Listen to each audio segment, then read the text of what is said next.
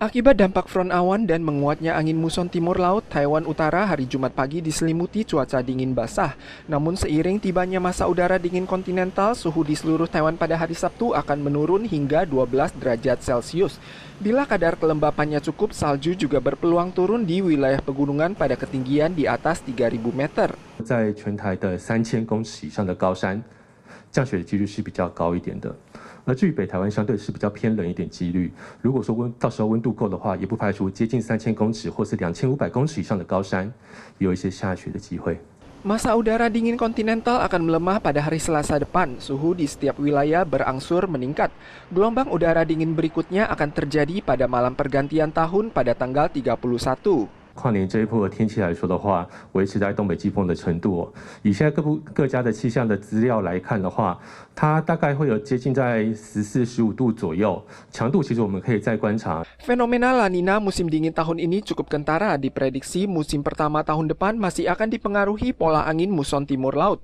Curah hujan normal hingga relatif sedikit dengan kisaran 8 hingga 12 buah masa udara dingin dan 1 hingga 3 gelombang udara dingin ekstrem. Warga diingatkan senantiasa menjaga kehangatan tubuh. Taiwan tidak mengalami penambahan kasus positif lokal dan 20 kasus dari luar negeri tanggal 24. Mencakup Amerika 7 kasus, Vietnam 3 kasus, selebihnya dari Filipina, Indonesia, Malaysia, dan Jerman.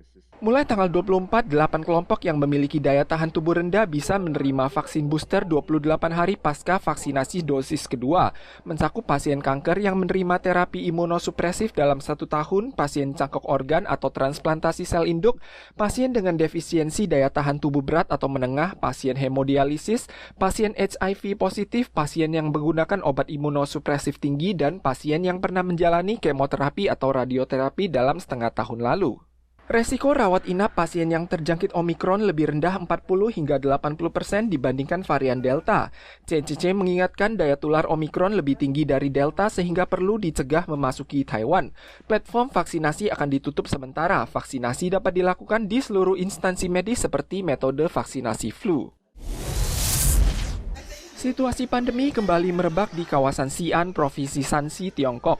Lockdown dimulai tanggal 23 yang berarti ada sekitar 13 juta warga yang akan di-lockdown. Menurut statistik Dinas Kesehatan Shanxi, ada penambahan 86 kasus positif dari tanggal 22 dini hari hingga tanggal 23 pukul 8 pagi. 84 kasus diantaranya berasal dari Xi'an. Pihak otoritas mengumumkan kota Xi'an akan menjalani manajemen lockdown per tanggal 23, mengakibatkan warga bergegas merebut persediaan barang kebutuhan pokok. 全市小区、村、单位实行封闭式管理，每户家庭 每2天由1人外出采购生活物资。 Pada gelombang pertama, tes PCR di kota Xi'an ditemukan 127 kasus positif. Gelombang kedua tes PCR akan dilakukan setelah manajemen lockdown diberlakukan per tanggal 23. Xi'an diserang wabah penyakit pes akhir-akhir ini. Kasus serupa juga ditemukan di luar area lockdown. Diduga adanya rantai infeksi terselubung dan skala penularan komunitas. Hingga kini sumber penularannya masih belum jelas sehingga perlu diwaspadai. Badan Perlindungan Lingkungan mengeluarkan peraturan baru dalam rangka mengurangi pemakaian gelas minum sekali pakai. Mulai Juli tahun depan, gelas minuman styrofoam akan dilarang digunakan.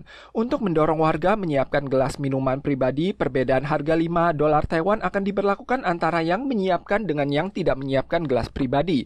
Berlaku di seluruh rantai toko minuman, toko cepat saji, toserba, dan swalayan. Dan toko-toko ini tidak akan menyediakan gelas minuman sekali pakai secara gratis.